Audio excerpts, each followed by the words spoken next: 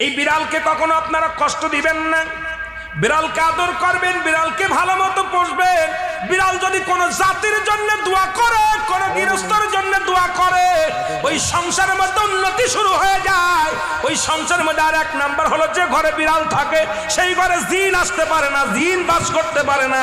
আর একটা ঘোষণা শুনেন, নবীজি বলে গেছেন, যে ঘরের মধ্যে বিড়াল ছানা বাস করে ওই ঘরের মধ্যে জিন জাতি প্রবেশ করতে পারে না। তাহলে ছোট ছোট মাসুম বাচ্চাগুলো যে ঘরের মধ্যে থাকে, মুসলমান অনেক সময় জিনের আশ্রয় পড়ে যায়, অনেক সময় জিনে আসর করে, ওই ঘরের মধ্যে জিনে আসর করে।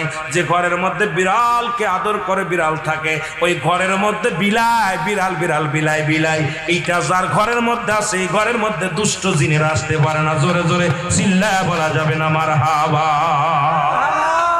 একবার নবী সুলাইমান আলাইহিস সালাম শুনতে পাইলেন, পাশের বাড়িতে একটা কুকুরকে কষ্ট দিয়ে বিষ